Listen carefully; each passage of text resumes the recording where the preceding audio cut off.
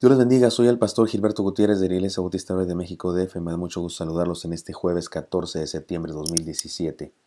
Ahora estudiamos el Salmo 122. Iniciamos su estudio. La bienaventuranza de ser parte del reino de Cristo, así le llamaremos a esta enseñanza. Oración por la paz de Jerusalén, cántico gradual de David, dice el título de la Biblia. Hay un principio de interpretación bíblica que nos enseña que el Nuevo Testamento se interpreta a la luz del Antiguo Testamento. Por ejemplo, el Nuevo Testamento se habla de la llegada del Mesías prometido. Y necesitamos leer el Antiguo Testamento para encontrar que Dios se los prometió. Y el Antiguo Testamento se interpreta teológicamente a la luz del Nuevo Testamento, porque no se entendería por completo lo que dice la ley y los profetas si no tuviéramos la revelación más amplia del Nuevo Testamento. Por ejemplo, en Isaías se habla del Mesías como el siervo sufriente, y no entenderíamos a qué se refiere si no leemos los evangelios y lo relacionamos con el sufrimiento del Señor Jesucristo cuando fue torturado y finalmente asesinado en la cruz del Calvario.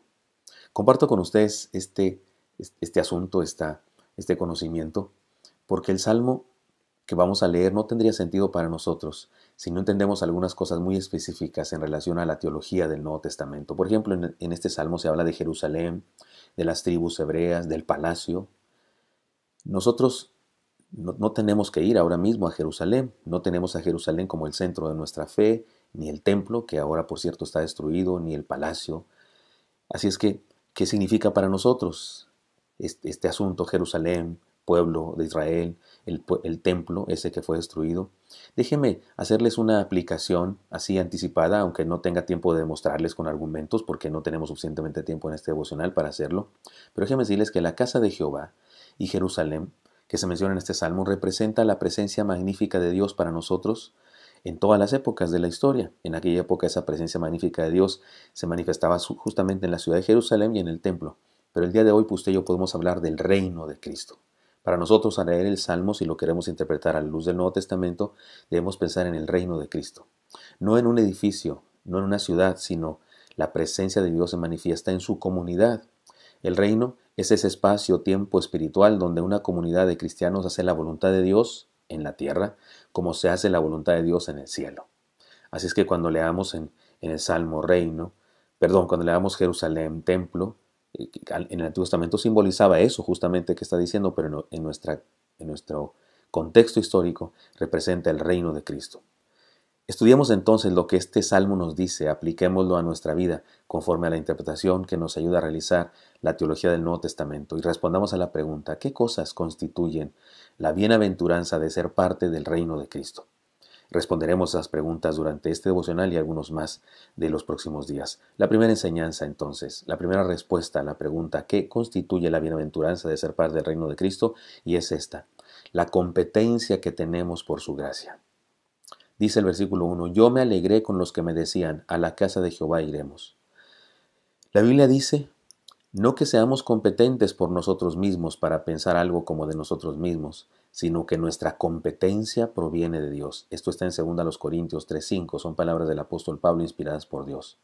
En la parábola de la fiesta de bodas, que contó el Señor Jesucristo en los Evangelios, se habla de un señor que, ante el rechazo de los invitados originales, manda a sus criados, es un rey de hecho, manda a sus criados a que traigan a la fiesta a todos los que se encuentren en el pueblo y en los caminos, hasta que se llene su casa de invitados, dice él. Porque los originales invitados se disculparon y no fueron, los convidados no fueron a la fiesta de bodas de su hijo. Pero también nos dice que el rey descendió, bajó a la fiesta, quería estar con todos los invitados y al encontrar a un hombre con vestimenta inadecuada para esa fiesta, lo hace sacar. Y la verdad es que el texto es fuerte, es duro, dice que ahí será el lloro y el crujir de dientes. Habla de un asunto infernal, que fue sacado de verdad, castigado. Uno se pregunta por qué lo invita y después lo saca. La razón es clara, porque había tomado en poco la invitación aquel hombre que no estaba vestido adecuadamente. No la tomó en serio y no hizo lo que correspondía ante semejante privilegio. Algunos dicen que algunos reyes entregaban incluso la ropa que debían vestir los invitados a la boda, o que daban instrucciones precisas de lo que deberían llevar, como el día de hoy cuando te invitan a una boda y te dicen que debes ir de guayabera o que debes ir de etiqueta o qué sé yo, rigurosa etiqueta. Dicen, así parece que en aquella época también se establecía eso. Y algunos, insisto, dicen que incluso se daba la ropa. De cualquier manera, aquel hombre, cualquiera que sean los casos, no recibió, no tomó en cuenta las instrucciones precisas y no hizo caso de ello. La enseñanza es esta: nadie es digno de estar en la fiesta, pero algunos aceptaron el privilegio del rey y el rey los hizo competentes, salvo aquel que prefirió seguir en su condición y no hizo caso. El salmista dice: yo me alegré con los que me decían, a la casa de Jehová iremos. Es decir, que se identifica con los invitados, como si dijera: soy parte de ellos, no me entristecí por no ser parte de ellos, no me entristecí por no ser invitado, no me dediqué a admirar a unos que fueron invitados a una fiesta mientras yo me quedaba triste en casa. No, alguien me hizo parte de ellos. Esta es la primera bienaventuranza de ser parte del reino de Dios, es que nos ha hecho competentes. No es una competencia que nos pertenezca, ni que nos hayamos ganado, es una competencia que nos fue dada, nos fue transferida, nos fue delegada. No somos competentes, Dios nos hizo competentes por su gracia.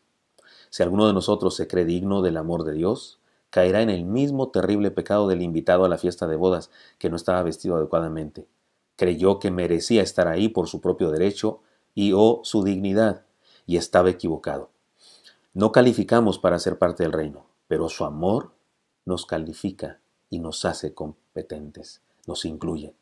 Segunda señal o segunda bendición de ser parte, de ser bienaventurados, de ser parte del reino de Cristo, la pertenencia que tenemos por su misericordia. Nuestros pies, dice el texto, versículo 2, nuestros pies estuvieron dentro de tus puertas, oh Jerusalén. Los seres humanos necesitamos pertenecer a algo, a alguien, ser parte de. Necesitamos estar dentro, no fuera.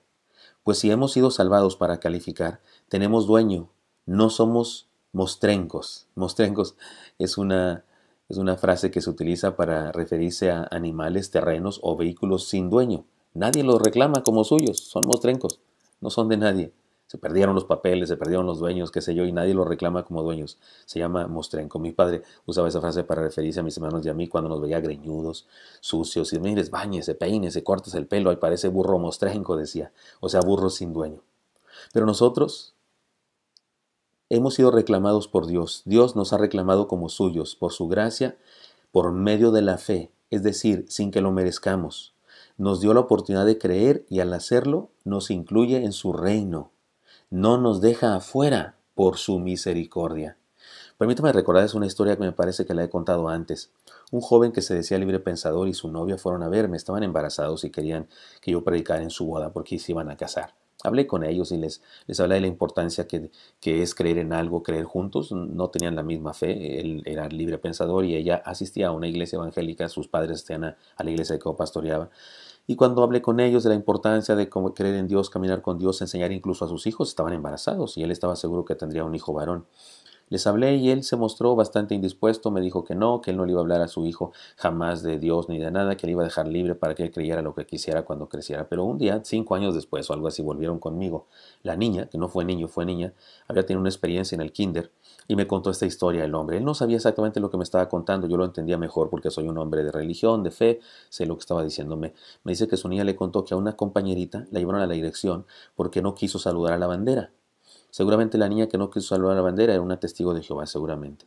Y el papá le decía: ¿y por eso lloras? Y la niña decía: no, no lloro por eso. ¿Por qué lloras? Bueno, le sigue contando la niña. Otra compañerita dijo que no, que es que Karen, la niña que fue llevada a la dirección, no creía en Dios, creía cosas malas. Seguramente esta niña era parte de alguna religión que condena a cualquier otro que piensa diferente. Y le dice el papá: ¿por eso lloras? No, no lloro por eso. ¿Por qué lloras? Es que hubo otra compañerita que nos dijo: no, hay que orar por Karen. Y nos tomó de las manos y ella se hincó y oró o rezó o algo, habló con alguien. Y entonces el papá le dice: ¿y por eso lloras? Y dice la niña: no, no lloro por eso. Es que quiero preguntar, ¿nosotros de cuáles somos? ¿Yo de cuáles soy? ¿Yo qué debo hacer? Lo dijo con otras palabras de niña, pero es lo que me dice este hombre. Y estaba él casi llorando cuando me cuenta esto. ¿De cuáles somos, hermanos? Nosotros le pertenecemos a Dios. Pero no perdamos de vista que por nosotros mismos estaríamos fuera. Pero Él, por su misericordia, no nos dejó afuera, sino que nos invita y nos hizo entrar en su reino. Así que, querido hermano y amigo, vivamos la bienaventuranza de la competencia por su gracia y la pertenencia por su misericordia y disfrutemos de estar dentro de Jerusalén, dentro del templo, dentro de la ciudad santa espiritualmente hablando, es decir, dentro del reino de Cristo. Espero que esto sea útil para usted y me encantaría encontrármelo el día de mañana para seguir adelante estudiando este salmo. Dios lo bendiga.